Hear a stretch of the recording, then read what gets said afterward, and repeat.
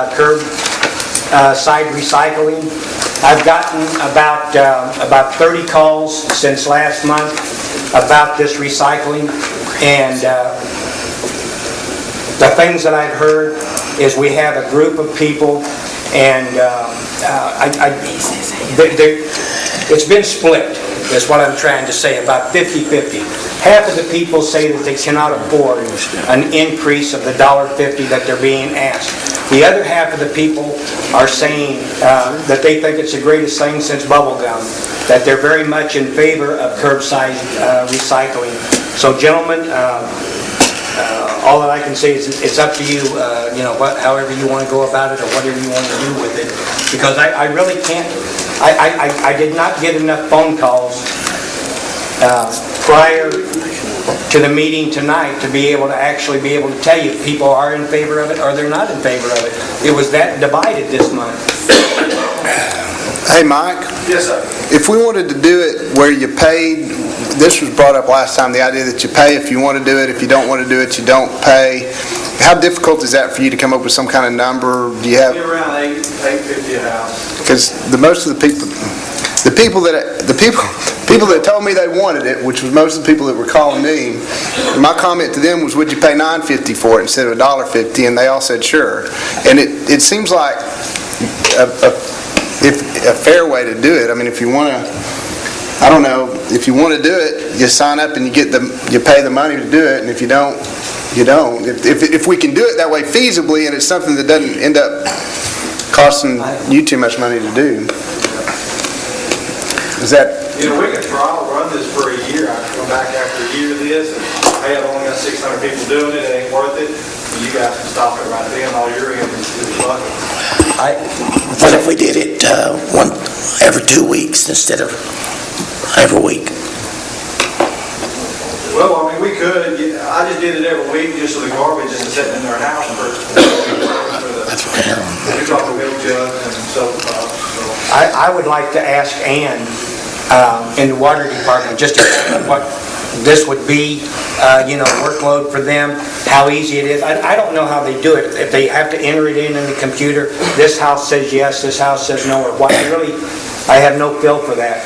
So if we are interested, I think it would be a good idea to explore these avenues and find out just exactly who would be interested. I think there's enough interest out there. We shouldn't let it die. We ought to continue to work through it, figure out. I like both Dr. Lee's and Jim's kind of proposal is that Mike maybe come up with a proposal about how much it would be on a kind of a per house thing, assuming so many participate, and then maybe certain numbers at least participate. right.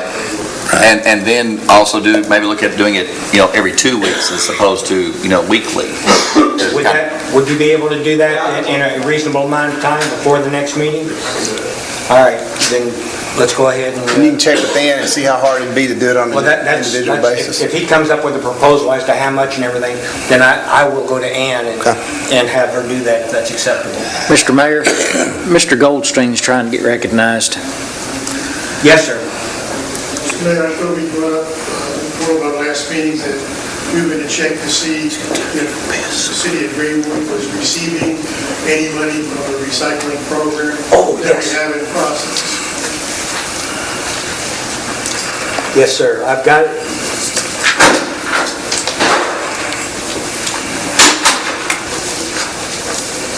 Bear with me, please. Mr. Mayor, I got the answer to that. Is he talking about the schools? Yeah. They haven't received a dime. Okay, but I've got the exact figures here.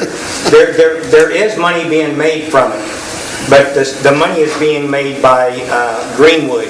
The city, all the money, bear with me, all of the money that's being collected is not, the schools aren't getting any of it. But the one part about the recycling that I didn't know is that we also recycle aluminum cans. And Don has been collecting those over there as well. But the city, in the initial contract, the city did not have the aluminum cans offered at that time for a pickup. And so I don't know who started it, or Don or the guys, but rather than, having the cans just thrown everywhere, they started collecting them there. And the city is actually making money on the collection of the cans. And I've got the packet somewhere here. Here we go. No, this is the sign ordinance. Now I find it. All right. Anyway, there is money being made by the city, but it's on the aluminum cans. It is not on anything else.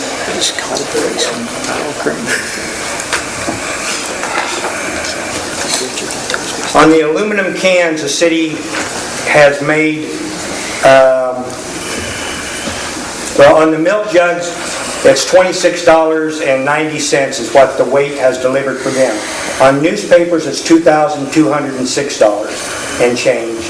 On cardboard, we've gotten 84,600 pounds for a total of $3,590. On the clear plastic containers, the weight was $2,620, $69. On the e-waste is 1,567 pounds with no discernible profit on that, for a total of 176,887 pounds of waste.